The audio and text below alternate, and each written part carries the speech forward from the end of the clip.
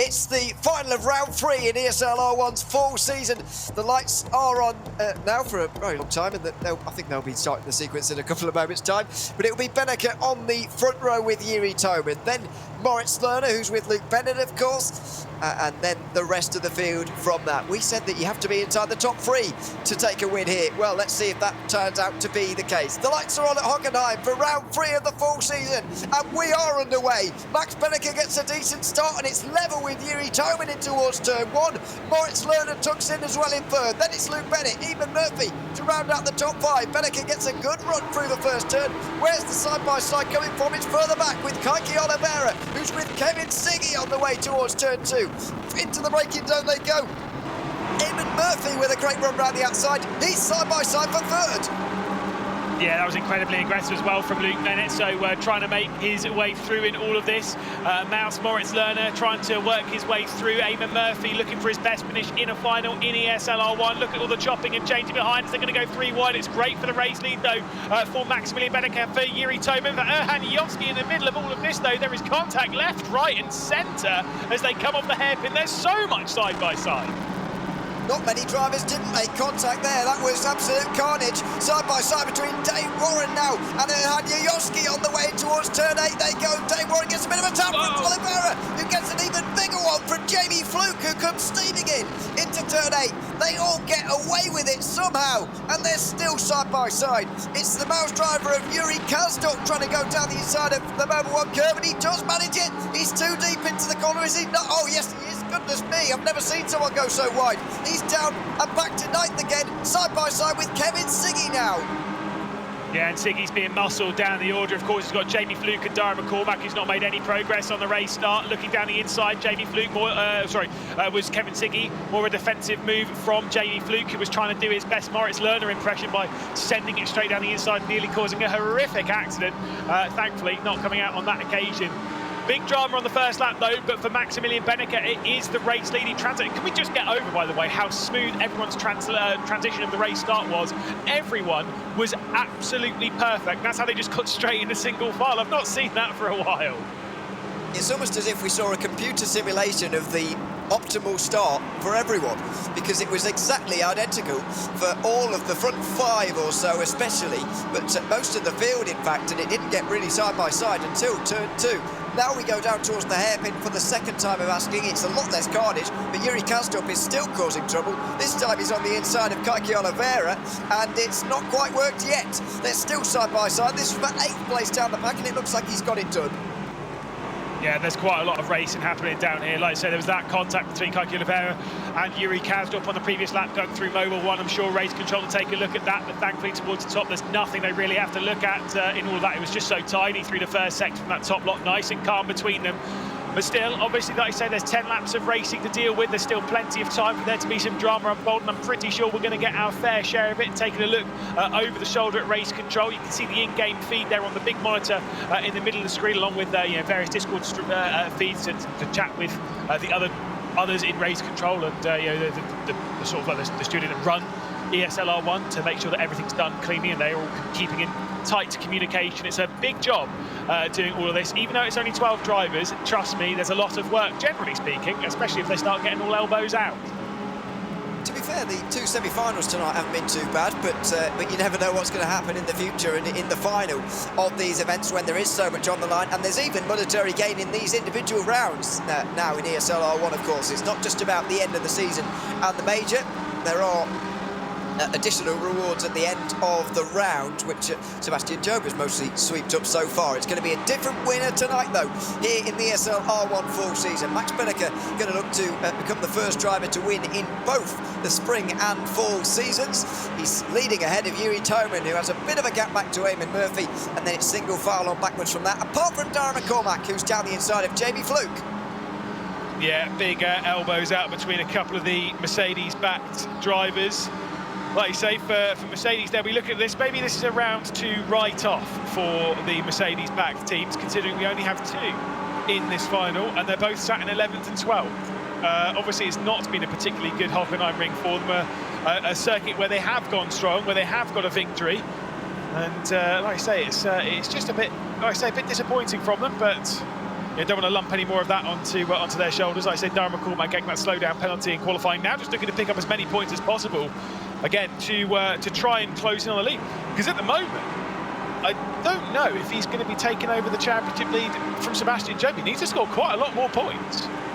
He does need a few more points than this. He came into the round overall 26 behind Job, but then there's a lot of maths. There's 3 lots of maths, in fact, for us to do, and that's not going to happen, I'm afraid, with our brains. So he's got a chance, yes, but I don't think with the points he's getting right now, is quite going to be possible, and maybe that was confirmed pretty much with a slowdown in qualifying. Maybe that was almost confirmed, unspoken, that he wasn't going to take quite the lead on this occasion. Of course, it's been a decent round for some of those others who are at the front, like Yuri Toman, who's going to pick up a serious amount of points from this round, and maybe he'll be closer to the championship lead than even McCormack at the end of today, but we just don't know for the moment. Everyone remains single file for now. This is lap 4 into the hairpin, of course, and still Max Benneker leads ahead of Yuri Toman, and that gap to Eamon Murphy is growing with each lap. And do you know what I would say about drivers caring about where they are in the championship right now? I guarantee those in the top 4 don't really care. As long as they're up there, they're scoring points, they're happy with it. There's a little bit of a look at the race start, just like you say. AI simulator, a bunch of NPCs on the grid, just absolutely perfect translations of the race start. A little bit slow there from Dane Warren. That's where Kevin Siggy got down the inside and dropped back down. This is the view into the hairpin, and it's just crazy. That was absolutely crazy. I think it was Moritz Lerner with the biggest dive on the inside. It was in Kastrup. It was one of the 2 Maus Audis that made a real big dive, but got it pulled up in time, to be fair to them. So can't be too mad at them for barrelling into everybody.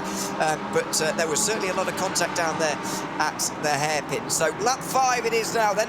We're focusing on Dane Warren here, who's right in the mid-pack at the moment, just behind Luke Bennett, in front of Erhan Yoski for the moment. There is Moritz Lerner, who's up to 4th and is sort of looking for his way through, on Eamon Murphy, who's allowing that gap in front of him to just open with each lap.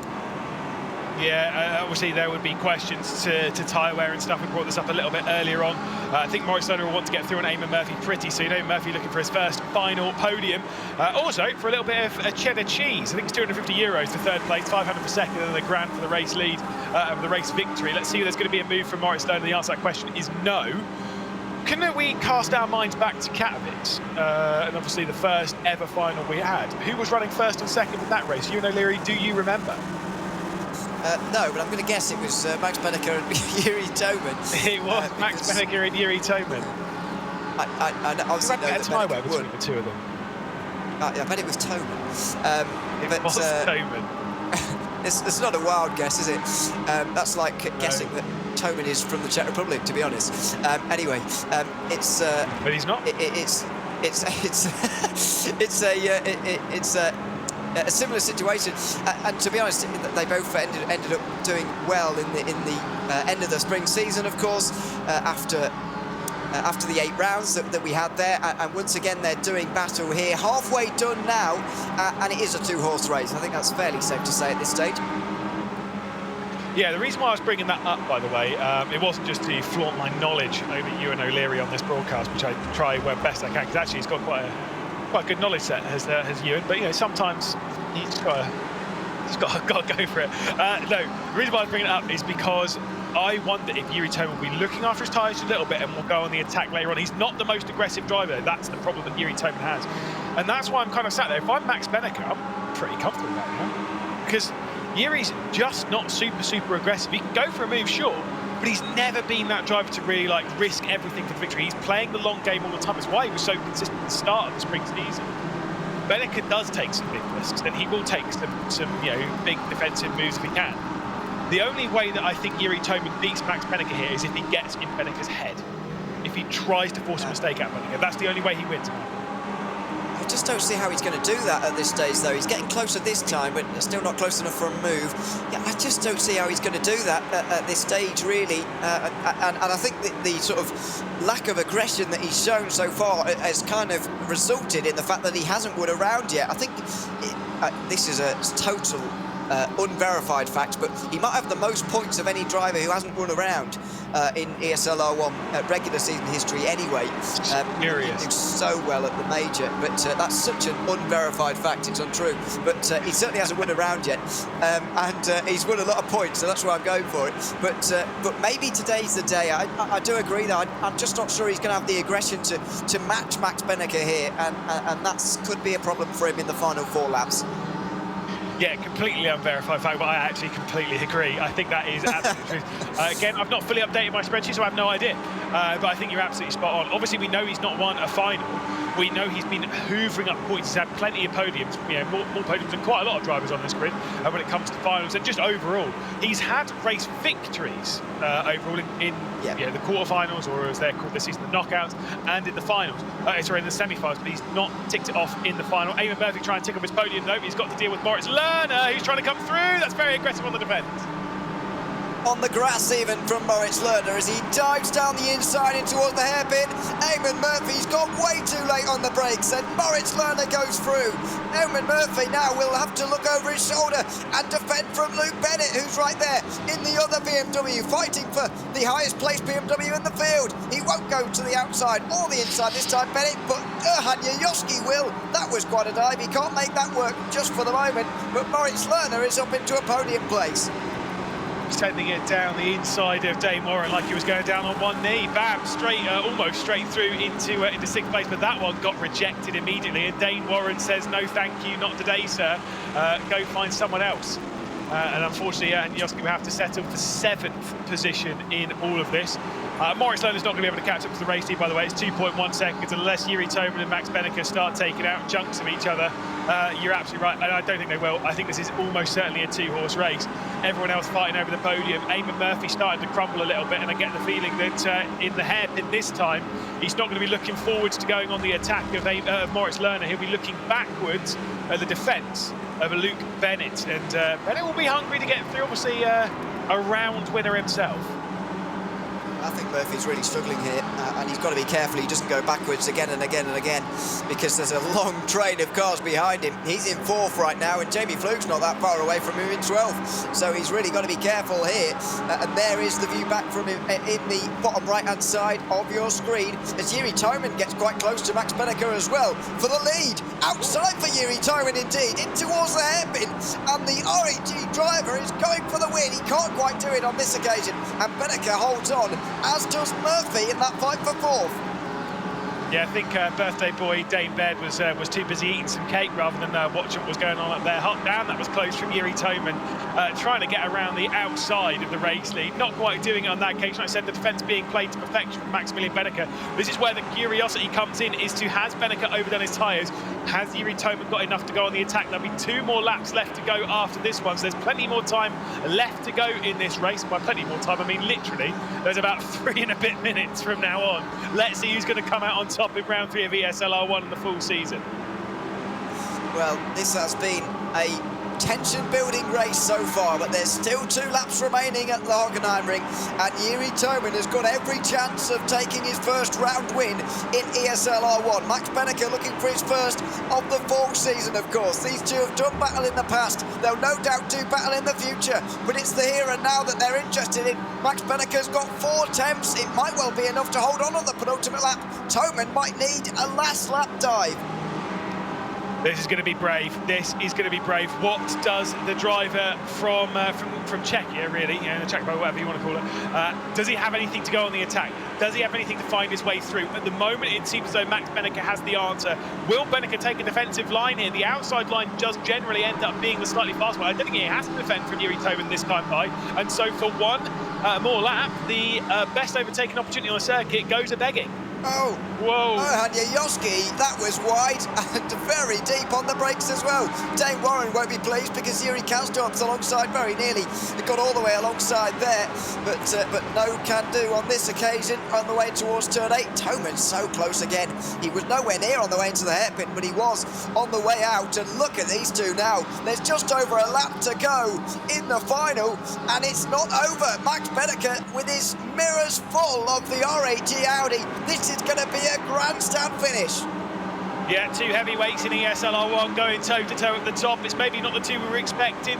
Everyone, looking at that box office fight between Sebastian Jobe, Josh Rogers, Dara McCormack. But hey, this is ESL R1. Anyone can come out on top if you play your cards right. In the moment, it's between Beneke and Toman. Beneke has a round victory to his name. It was round 1 of the spring season. Yuri Toman yet to take the top step at all. It is going to be a tough fight between the two of them, and they've got one more lap left to settle it. Max Beneke has been so strong in the final sector and the first corner of these laps. Toman generally gets a good run out of turn 2, but is the run good enough this time? This is the important traction zone, and Max Beneke seems to have done all right there. He might well have just held off the threat for now in towards the hairpin, but let's not forget, on that last lap, Yuri Toman was a lot closer on the way in towards turn 8 than he was in towards the hairpin.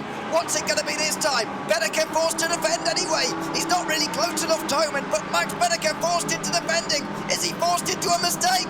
Toman goes round the outside. He's gone too deep. A shake of the head. Is that it for Yuri Toman? Has Beneke done enough? Yeah, I've got to say, Toman didn't look particularly pleased, but maybe that was in his own driving. I've got a feeling that I think Toman moved over to the right, into the side of Maximilian Beneke and all of that, so that one might be good, but race control will probably take a look anyway. As he comes down the inside, Eamon Murphy is going to lose the position here to Luke Bennett and maybe even to Hani Yovski as well. It's still going to be a personal best finish for Eamon Murphy. If he can hang on to this top 5, he needs to finish better than 9th to do so. But wow, it's getting dicey and all this as Yuri Kazdorp's looking to come through. Kazdorp has made up so many places in this race and he's looking for another one. Can't quite do it on Dave Warren into the Mobil 1 curve, but the battle for the win looks to be settled. Max Beneke with the lead at the moment. Yuri Toman will push him all the way to the line, but it's not quite going to happen. Max Beneke will become the first driver to win in the spring and fall seasons by taking round 3 of ESL R1 here at the Hockenheim Ring. What a drive from the German. He holds off Yuri Toman, who's disappointed with himself, but it's Maus on top, it's Audi on top, and Max Beneke takes round 3 of ESL R1. You see the muted celebration from the German as well. Obviously he's taken that victory, but he's felt that feeling just a couple of weeks ago. He will not celebrate.